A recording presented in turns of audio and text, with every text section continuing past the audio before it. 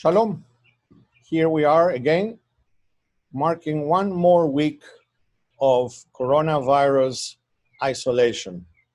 I believe that today marks 8 weeks, at least for me, since I have been sequestered at home and only going out to synagogue and perhaps the odd supermarket run.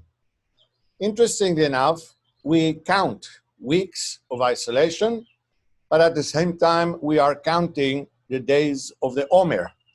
We count 33 on Tuesday for Lag BaOmer, and hopefully we'll continue to 49 plus 1 for Shavuot.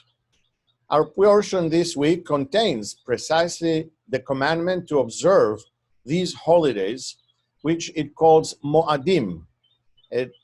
Interestingly enough, the term Mo'ed does not mean festival or celebration. It comes from the root of ed, meaning to be a witness. So the Mo'adim are the times where we bear witness to the many blessings which have been bestowed upon us, whether it is from an agricultural perspective, the fullness of the crops, a national perspective, the gifts of victories or otherwise salvation at the hand of God. In any event, we are commanded to mark time and to observe, to be witness to the glory of being the recipients of God's magnificent gift in His creation. To that end, I want to share with you a beautiful gift I got this last week. On Tuesday, I got a call from one of our congregants, Michael Fitterman, called me from Minnesota on Teacher Appreciation Day. He indicated he wanted to let me know that as his rabbi and teacher, he appreciated the efforts and the work that I do in order to educate and keep our congregation close. He added the point that we have used a label recently, which in his opinion and that of somebody he spoke to, were wrong, meaning we speak of social isolation, or better yet, social distancing. It seems odd. Why would you want to distance yourself socially from anybody else? What you're trying to do is to maintain a physical distance from others so that you don't receive or transmit others the virus.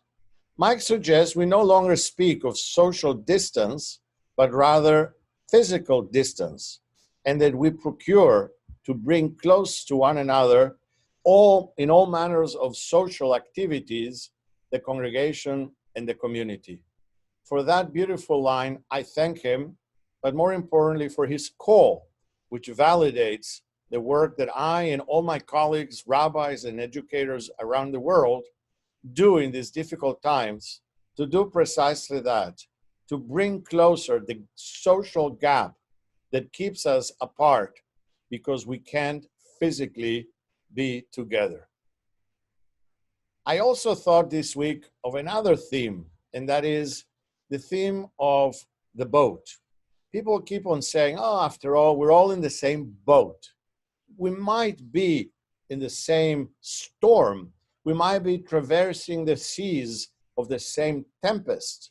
But my friends, the truth is that each and every one of us does so in a different boat.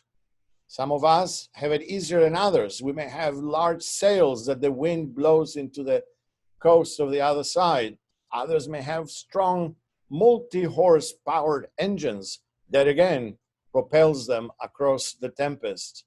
And for some, it may be a very difficult sailing, whether it is because they don't have an engine, because they are rowing across, or simply laying adrift in the waters of this coronavirus situation.